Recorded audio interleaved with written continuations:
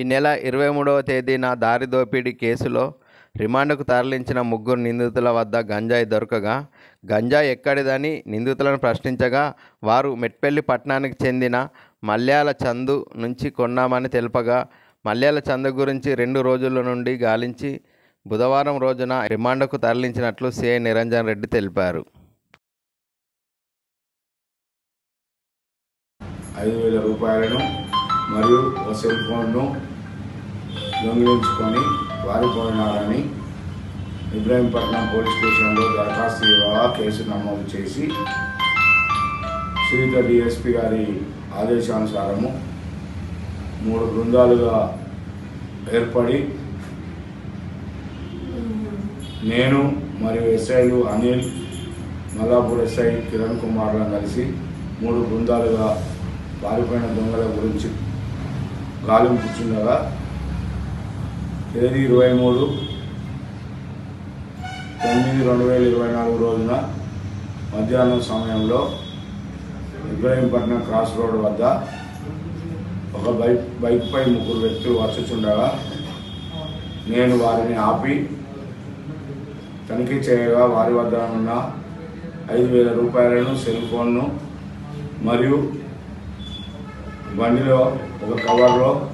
సుమారు 200 గ్రాములు గల గంజాయిని స్వాధీనపరుచుకొని వారిని ఆధీనంలోనికి తీసుకొని అట్టి గంజాయిని ఎవరు అమ్మినారని,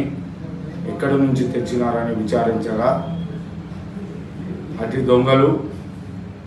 వైఎస్ఆర్ నగర్ కాలనీకి చెందిన చందు అనే వ్యక్తి మాకు అమ్మినాడని తెలిపినారు.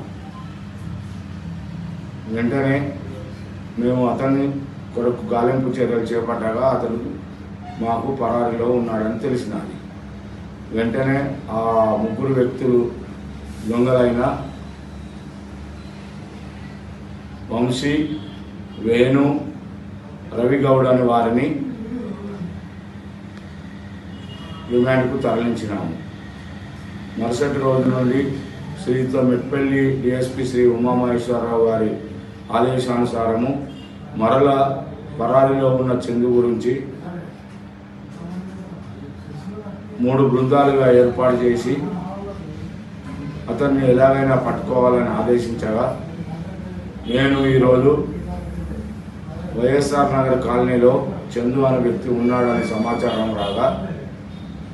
నేను అతని వద్దకు వెళ్ళగా అతడు చందును అని ఏర్పాటు చేసి అతని వద్ద ఏమైనా గంజాయి ఉన్నదని విచారించగా అతడు తన తప్పును ఒప్పుకొని వెంటనే తన ఇంటిలోనికి వెళ్ళి తను దాచి ఉంచిన ఒక కవర్లో గంజాయిని తీసుకొచ్చి మాకు చూపించగా